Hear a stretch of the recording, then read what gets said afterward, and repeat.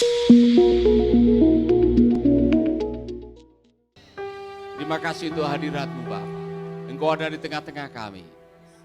Di mana ada hadirat-Mu, di sana ada kuasa-Mu. Ada jamahan-Mu, ada berkat-berkat-Mu. Haleluya, thank you Jesus. Terima kasih Roh Kudus, terima kasih untuk hadirat-Mu. Haleluya. Bapa, kami rindu dijamah oleh kebenaran firman-Mu. Berfirmanlah pagi hari ini untuk kami semua.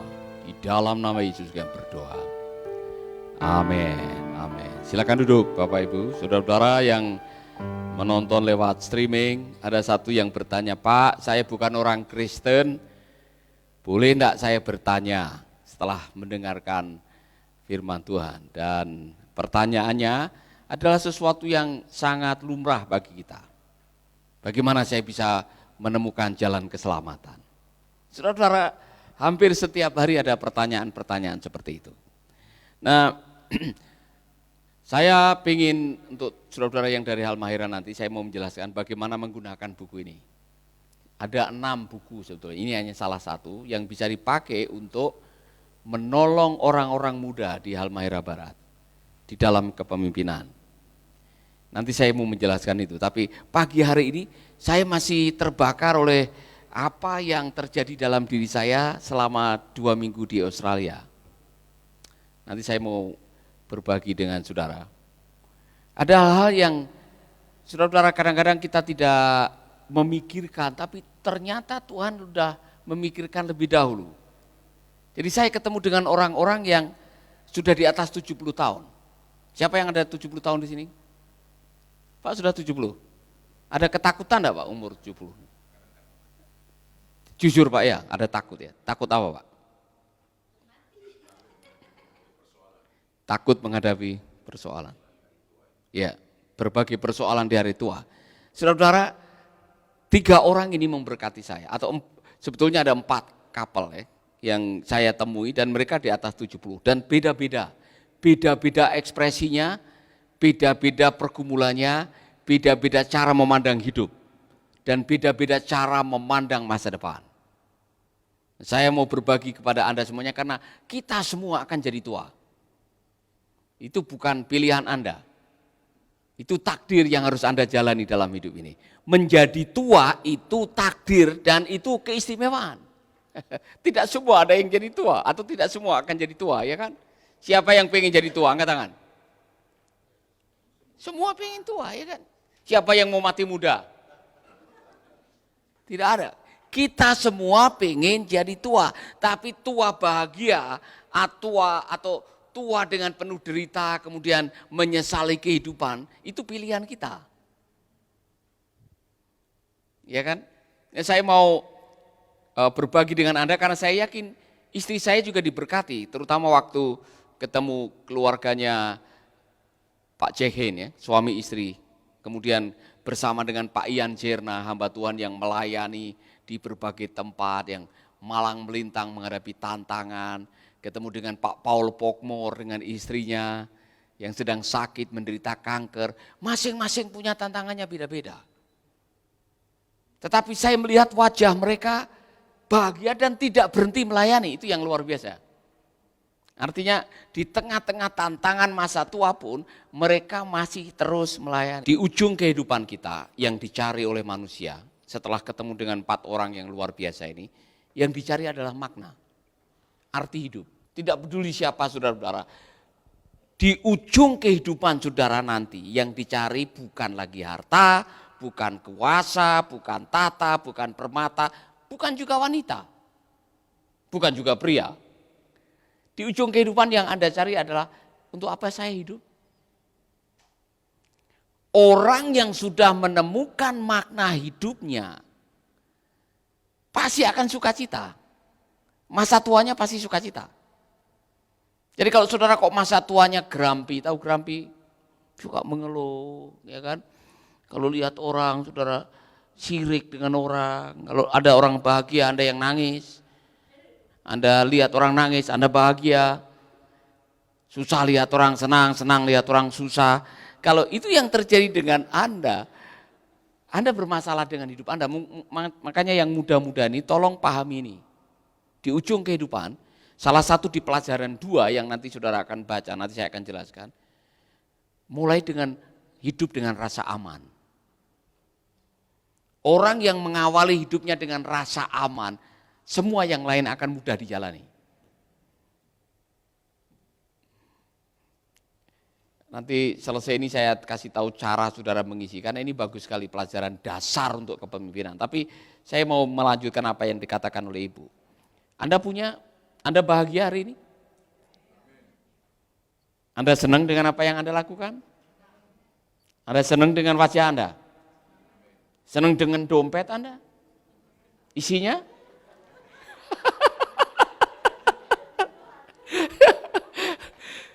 Jadi begini, orang yang sudah menemukan, orang yang merasa aman, dia akan bahagia.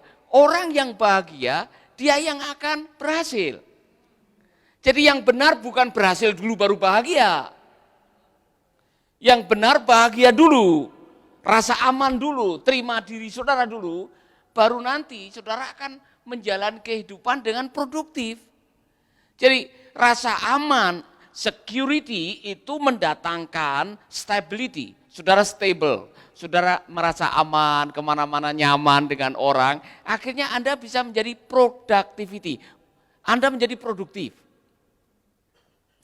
Dan saya mengamati satu orang yang sangat produktif, hamba Tuhan yang namanya Pak Ian Zerna.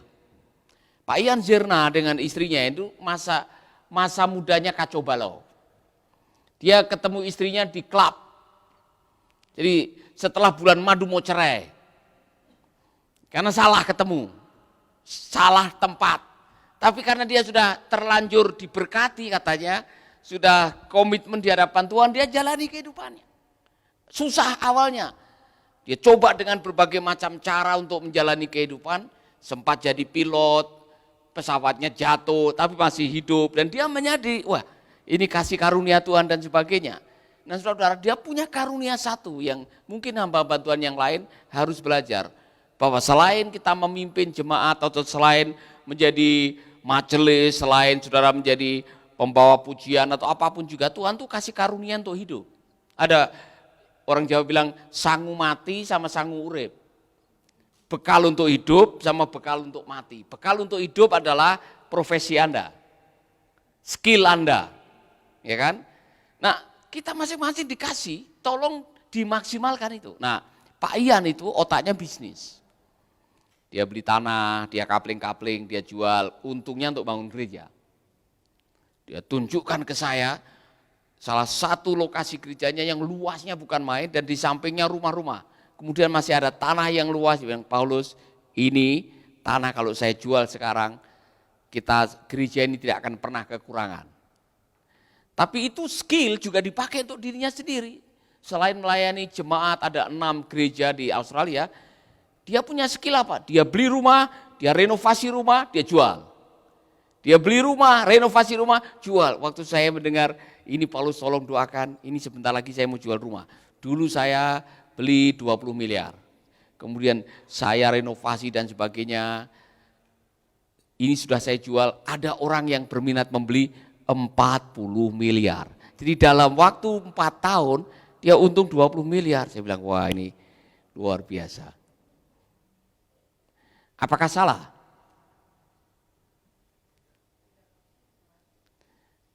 Apakah salah Anda diberkati oleh Tuhan? Apakah salah Anda punya banyak uang? Tidak salah. Yang salah kalau Anda salah menggunakan uang.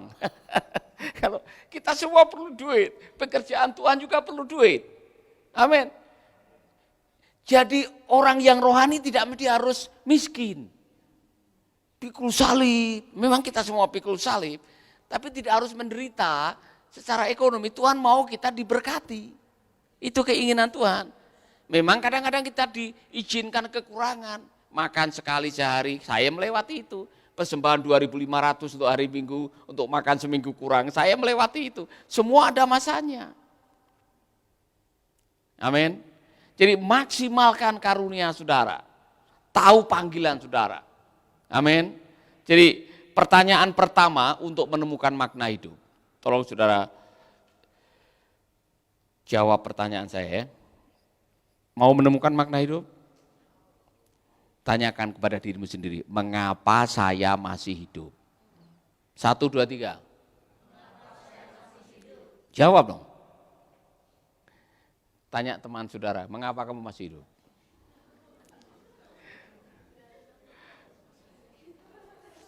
Kalau tidak bisa jawab, mungkin bingung dengan pertanyaannya, to the point. Mengapa kamu belum mati?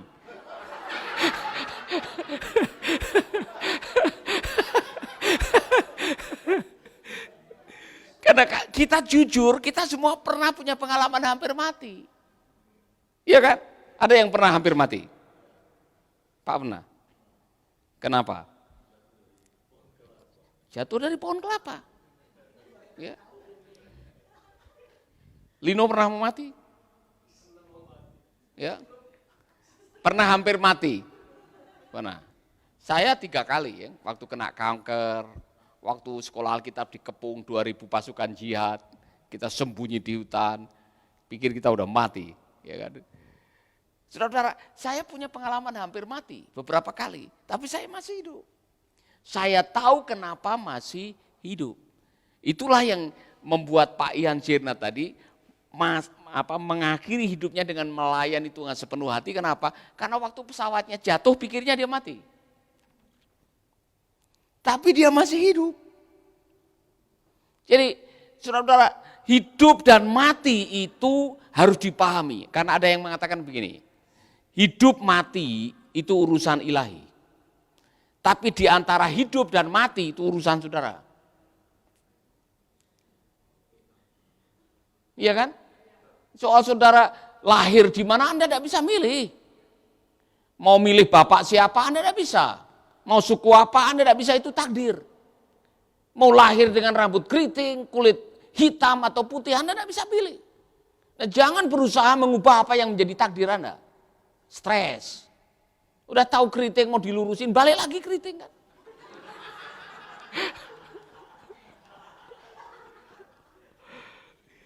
Jadi jangan berusaha mengubah apa yang tidak bisa diubah.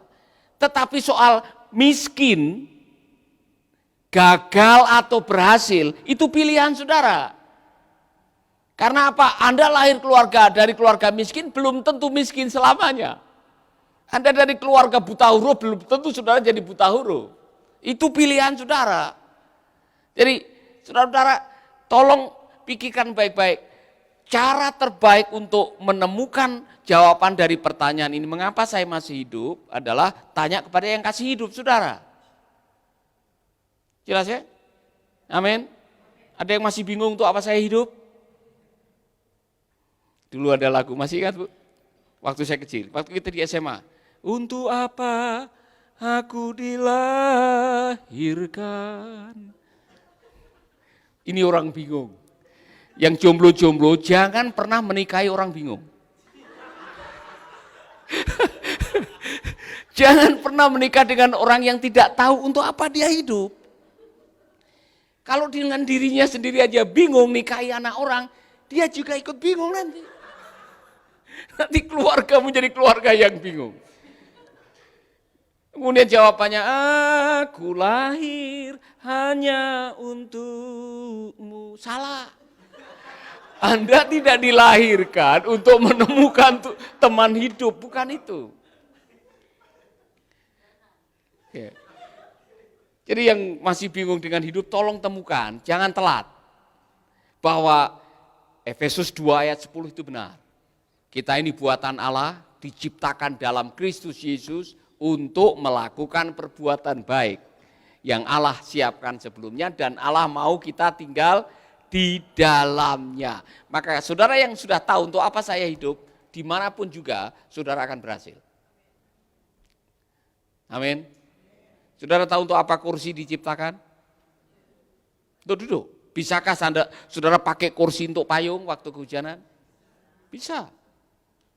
Tapi kalau yang pembuat kursi ini lihat saudara beli kursi untuk payungan, saudara dipikir, saudara diciptakan untuk apa? Menjadi rekan sekerja Allah. Jadi jangan lupa ini. Amin. Berbahagialah Anda yang sudah menemukan untuk apa saya hidup. Saya sudah tahu, saudara. Nah ini rahasia, tapi jangan kasih tahu yang lain-lainnya. Orang yang sudah menemukan tujuan hidupnya biasanya bahagia. Nah orang yang bahagia itu pasti produktif. Makanya saudara, saya pernah mendatangi sebuah perusahaan ya, di Oklahoma di Amerika. Teman saya punya 43 pom bensin. Nah di Amerika itu pom bensin biasanya langsung ada kayak Alfamart-nya gitu. Waktu saya ikut pelatihan di situ, mereka yang dari cabang-cabang ini semua datang dilatih untuk membuat orang bahagia waktu masuk di Alfamart-nya itu atau di shop-nya itu, mini shop-nya itu. Saya tanya kenapa? Kenapa tugas mereka? Jadi tugas sales itu membuat orang bahagia dulu. Karena orang yang bahagia royal keluarin duit.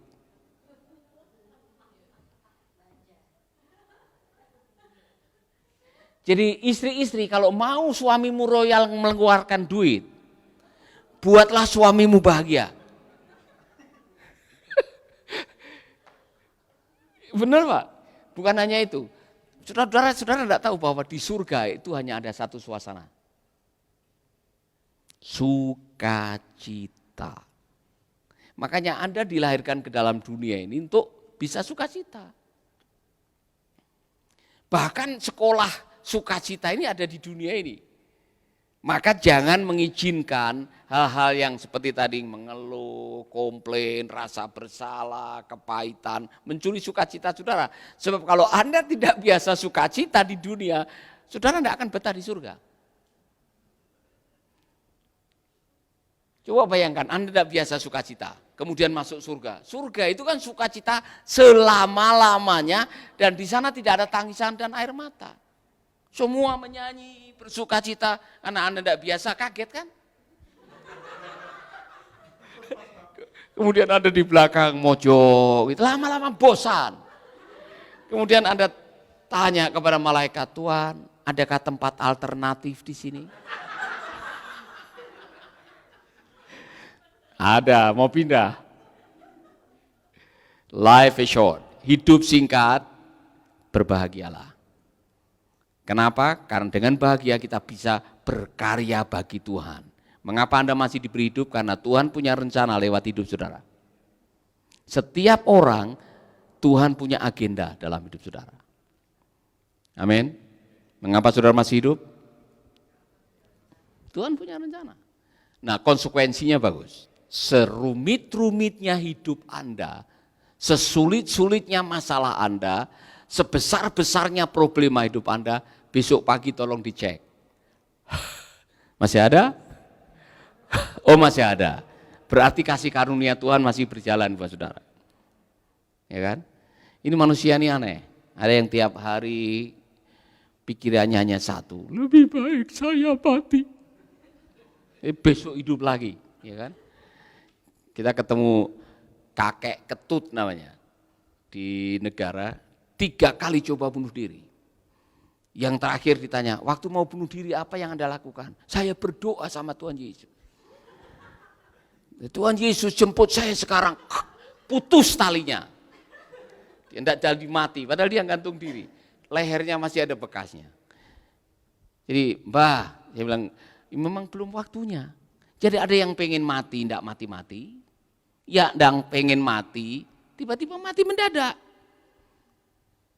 Kita tidak tahu kapan kita akan dipanggil Tuhan. Fakta bahwa saudara masih dikasih hidup sekarang, rencana Tuhan belum selesai lewat hidup saudara. Yang kedua, tolong jawab, mengapa saudara melakukan apa yang saudara lakukan?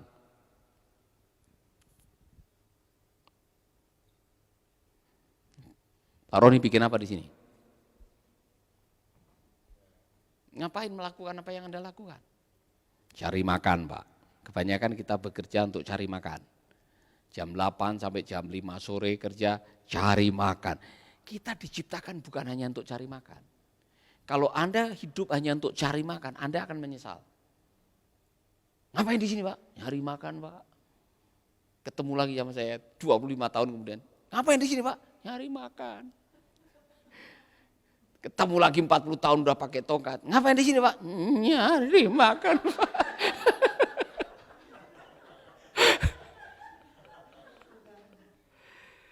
Ada burung yang bangun jam 2 pagi, tidur jam 9 malam. Karena harus kasih makan 400 kali dalam sehari untuk anaknya. Kita diciptakan bukan untuk nyari makan. Amin. Ada yang kedua, nyari nama. Ada orang yang sepanjang hidupnya hanya mau nyari nama. Cari pangkat, punya kedudukan, pengen menjadi yang paling tajir, paling kaya, dihargai oleh orang. Saudara-saudara, Anda berharga tanpa Anda harus pakai barang berharga. Di mata Tuhan Anda berharga, itu sebabnya Dia datang ke dalam dunia, bayar harga di kayu salib buat Anda, karena di hadapan Tuhan Anda berharga. Jadi jangan pernah mendongkrak harga diri dengan kekayaan Anda. Katakan amin. Saya lihat kapan hari ada orang baru ziarah ke Tanah Suci, pulang dari pesawat dia begini-begini. Kemudian diperkarakan, ya kan? Karena mau menunjukkan emasnya ini. Saudara, kalau Anda sampai harus menggunakan embel-embel dalam tubuh saudara supaya merasa berharga, Anda bermasalah. Kalau semua yang dimiliki oleh saudara dipreteli oleh Tuhan, diambil oleh Tuhan, masih senang? Masih bahagia? Hei, kau lahir telanjang dan akan kembali telanjang. Kalau toh pakai pakaian yang makein orang. Waktu masuk peti itu, iya kan? Siapa yang lahir pegang sertifikat rumah, angkat tangan. Siapa yang pulang bisa pakai ATM, angkat tangan. Di surga tidak ada ATM. Anda lahir telanjang, kembali telanjang. Kalau diberkati oleh Tuhan, itu karena Tuhan mau engkau menjadi berkat. Bukan untuk sombong, gagah-gagahan, merasa wow. Saya tidak habis mengerti, ada orang yang pakai gelangnya dari sini sampai sini. Ini beneran. Saya dari Surabaya, dari Jakarta menuju Surabaya, naik pesawat Garuda, samping saya ibu-ibu. Pakai gelang semua. Sampai sepanjang pesawat begini. Tidak bisa tekuk tangannya. Jadi kalau Anda diberkati, kalau Anda melakukan apa yang Anda lakukan, alasannya belum jelas, Anda akan kecewa. Maka tolong temukan yang ketiga ini. Di tengah kesibukan nyari makan, di tengah kesibukan saudara ingin berprestasi, silakan, dapat posisi jabatan, puji Tuhan, tapi itu bukan akhir hidup saudara. Saudara harus menemukan yang ketiga. Mengapa saya melakukan apa yang saya lakukan? Ini panggilan hidup saya Pak, inilah sanggup mati. Bekal untuk hidup yang nanti akan waktu masuk surga Anda masih bisa menikmatinya. Itulah panggilan hidup saudara.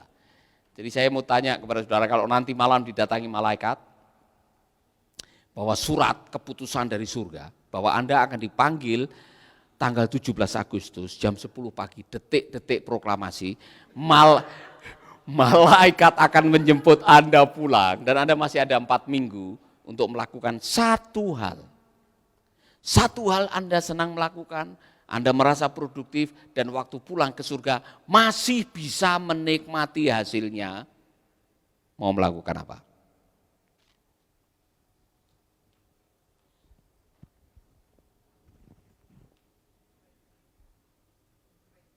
Memperbaiki diri, Pak Roni.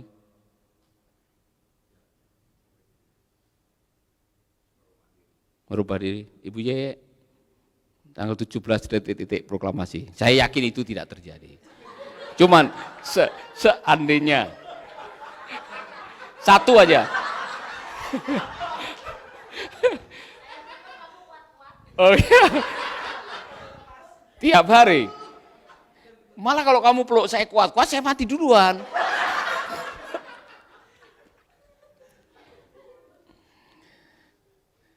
Orang yang sudah menemukan untuk apa saya hidup, menemukan panggilan hidupnya, dia akan menikmati dalam kekekalan. Saudara-saudara dengar baik-baik. Ada kalimat ini, waktu aku telanjang, kamu kasih aku pakaian. Waktu aku lapar, kamu kasih aku makan. Waktu aku di penjara, kamu mengunjungi aku. Ini di dalam alam kekekalan. Kemudian Tuhan memberikan penghargaan kepada orang-orang ini dalam kerajaan Allah. Artinya apa? Masing-masing kita dikasih karunia untuk melakukan kebaikan, karena ternyata yang sampai di kekekalan itu kebaikan saudara. Sabaslah hambaku yang baik dan setia.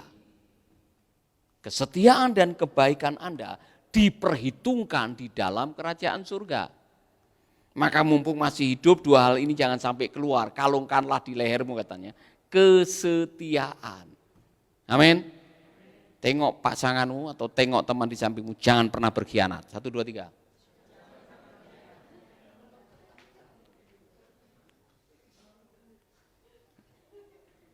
Amin. Yang terakhir, mengapa saya memiliki apa yang saya miliki? Saya mau titip pesan ini kepada saudara-saudara yang dari Halmahira, karena ini 3 pertanyaan ini kalau saudara bisa menjawab, saudara akan dipakai Tuhan luar biasa. Mengapa saudara diberkati? Ya, untuk memberkati yang lain. Mengapa saudara diberkati? Saudara tahu di Alkitab ada kalimat ini, lebih berbahagia memberi daripada menerima. Jadi cara Tuhan memberkati orang, itu pakai orang. Jadi di setiap rezeki yang Tuhan berikan kepada saudara, ada titipan untuk orang lain yang memerlukan. Maka yang kekurangan dicukupkan oleh yang kelebihan. Makanya saya belum pernah lihat orang pelit bahagia, saya ulangi lagi. Saudara tahu orang pelit tidak bahagia? Karena orang pelit itu takut senyum. Dia takut sekali kalau senyumnya diminta lagi oleh tetangganya. Saya mau kasih tahu saudara-saudara, kami sudah membuktikan. Kami sudah menjalani, kami sudah punya pengalaman dalam perjalanan hidup kami, mungkin 35 tahun dalam hidup ini. Ketika kita bisa berbagi, ketika bisa menolong, ada sukacita. Sukacita yang tidak bisa dibayar oleh uang. Maka dalam hidup ini belajarlah berbagi. Nah, berbagi tidak mesti harus duit. Bisa berbagi kesaksian, kata-kata dorongan, mendoakan orang, memberikan pertolongan. Saudara-saudara, jangan pernah jadi orang pelit. Amin. Saya ulangi lagi, karena ini kadang-kadang bagian ibadah yang kurang dihargai, itu waktu memberi. Woi, saudara nyanyi semangat ya kan? Haleluya, semangat, tepuk tangan. Mendengarkan firman, saudara buka telinga. Mendengar kesaksian, saudara antusias. Kemudian tiba gilirannya memberi. Tiba saatnya kita akan memberi buat pekerjaan Tuhan, langsung klepek, semangatnya hilang. Kemudian yang memimpin pujian bilang, sementara persembahan dijalankan kita menyanyikan lagu kesukaan kita. Persembahan kami. Lanjut.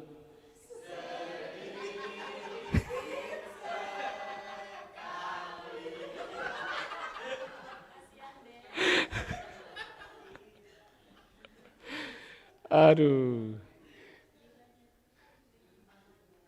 Udah sedikit memberi, ada yang memanfaatkan kantong kolektor.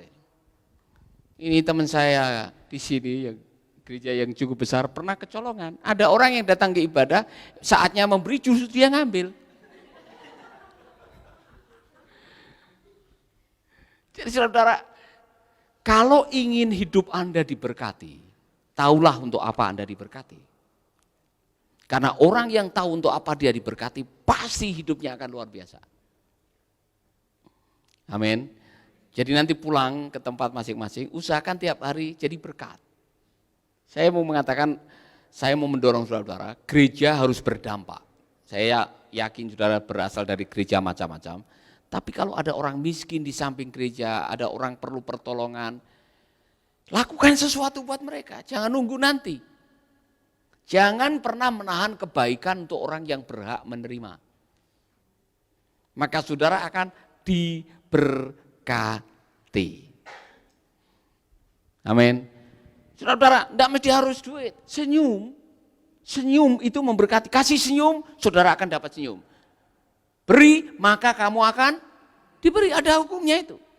Kalau tidak percaya nanti keluar dari kantor sini, berdiri di jalan situ.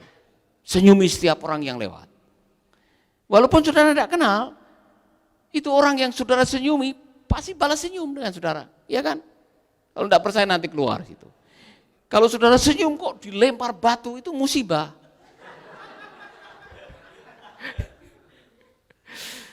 Pada umumnya saudara pasti akan diberkati. Nah, saudara pulang dari sini nanti keluar, saudara akan diberkati karena waktu Anda memberkati orang yang perlu berkat Tuhan, Tuhan akan mengalirkan berkatnya untuk saudara. Makanya Amsal 11 ayat 24-25 benar. Ada yang memberi tambah kaya. Ada yang menyimpan tambah miskin. Amin. Nah, 3 ini harus ditemukan oleh seorang pemimpin. Kalau Anda memimpin, belum tahu untuk apa Anda hidup, belum tahu untuk apa Anda melakukan apa yang Anda lakukan, belum tahu untuk apa Anda diberkati Tuhan, Anda akan bermasalah. Yang menolong saudara menemukan makna yang berikutnya adalah siapa yang menemani Anda dalam perjalanan hidup Anda. Salah pilih teman, bisa-bisa tidak sampai di tempat tujuan. Makanya kalau menikah yang jomblo-jomblo ini, jangan asal pilih, jangan asal comot. Keliling kampung ibu-ibu, bapak-bapak, siapa yang punya anak bilang aku yang sedang malu. Kemudian siapa aja saudara ambil, tidak boleh. Pilih orang yang tahu tujuan hidupnya. Saya kasih tahu ya, kalau saudara ada yang mau masuk minta nih, tanya dulu, sayang, apa tujuan hidupmu? Kalau dia bilang, saya mengalir,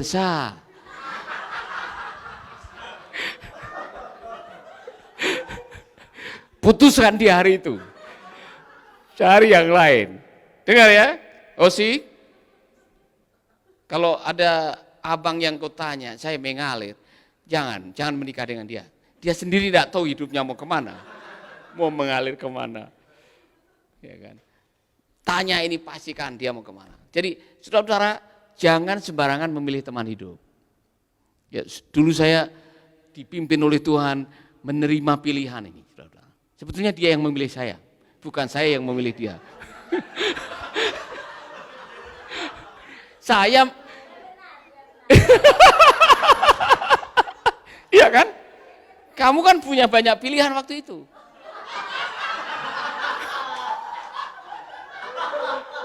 Saya tidak berani memilih dia karena saya merasa rendah diri.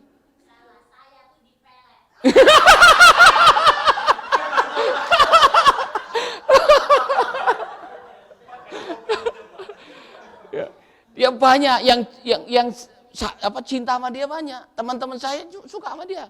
Karena sudah banyak yang suka sama dia, saya tidak berani. Kalau dia mendatangi saya dan tanya, kamu cinta sama saya kan? Itu kasih karunia dari Tuhan.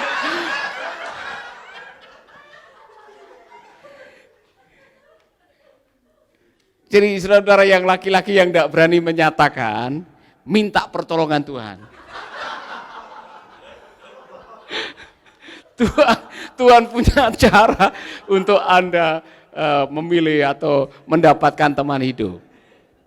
Saya bersyukur saudara, seperti yang dia katakan, dia tidak pernah mengeluh. Pernah kita kekurangan duit, mau bayar periksa dokter, periksa kehamilan aja tidak punya duit, melahirkan biaya melahirkan tidak punya duit. Tuhan punya cara luar biasa. Ya kan?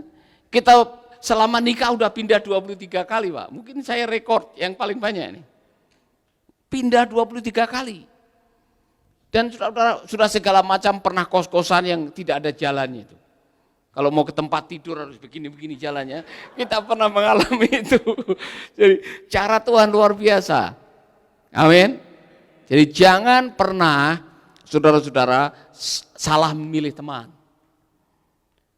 Siapa yang menemani perjalanan hidup Anda akan menentukan atau tidak. Maka Rasul Paulus mengatakan pergaulan yang salah, yang tidak seiman, itu kalau bisa jangan, karena itu bisa merusak.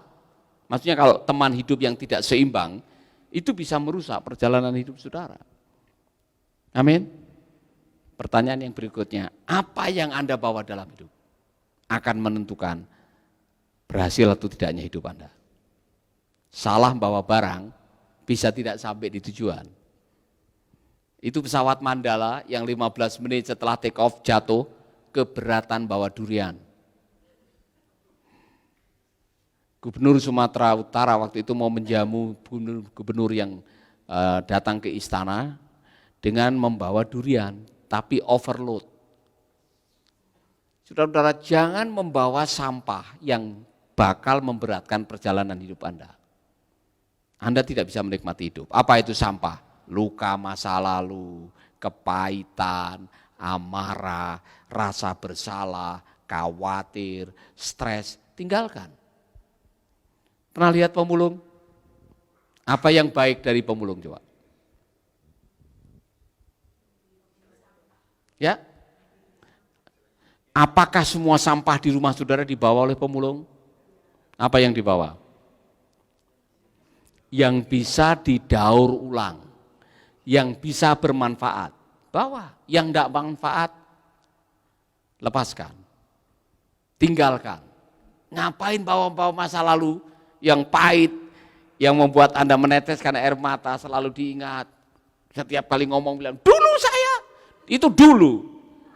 Kita tidak akan ke dulu, kita akan ke masa depan, jangan bawa dulu-dulu.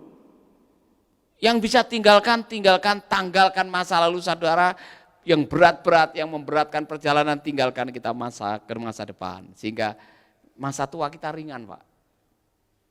Amin. Makanya yang punya utang-utang dilunasi dulu. Supaya tidak ditagih terus, ya kan? Saya ini baru telat bayar kartu kredit aja sudah diteleponi tiap hari. Jadi beban itu. Didatangi lagi, dipikir saya tidak akan bayar. Padahal ada uang, tinggal auto debit. Tidak mau melakukan itu, karena apa? Supaya saya bayar dendanya kan gitu. Begini maksud saya. Tidak usah bawa yang dulu-dulu, yang sampah-sampah, yang pahit-pahit, yang ngeri-ngeri, tinggalkan. Yang sudah ya sudahlah. Katakan kepada teman saudara, yang sudah ya sudahlah. Amin. Kepada kaum wanita yang suka jaga skor, bertobat. Kamu sudah 500 kali melakukan ini. Itu sudah dulu. Ngapain masih diungkit-ungkit sampai sekarang? Semua kaum wanita bilang amin.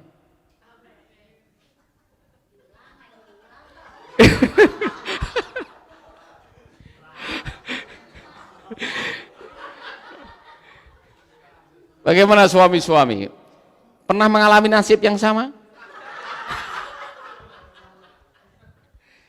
Ibu-ibu, yang sudah ya sudahlah. Kita tidak akan ke masa lalu. Ini kalimat yang bagus, saya tutup dengan ini. God is more interested to your destiny than your history. Tuhan lebih tertarik dengan destiny saudara. Bukan masa lalu sejarah saudara. Ya kan? Jadi jangan karena saudara pernah gagal, kemudian akan gagal selamanya, salah. Tidak. Tuhan akan menolong kita. Pemimpin harus bisa menjawab 5 pertanyaan ini. Kalau saudara bisa menjawab pertanyaan ini, saudara sudah menemukan tujuan hidup. Orang yang sudah menemukan tujuan hidup bahagia. Orang yang bahagia nular. Bahagia itu nular. Orang bahagia kemana-mana bawa kebahagiaan. Orang yang ada di sampingnya orang bahagia ikut bahagia. Sebaliknya orang yang selalu sedih, khawatir, mengeluh, itu nular juga. Pernah ketemu orang yang ketemu, aduh bagaimana ya, di dunia ini tidak ada orang yang hidup seperti saya. Dia nangis, saudara ikut nangis. Hidup sekali, mari kita bahagia. Katakan kepada teman saudara, don't worry, be happy.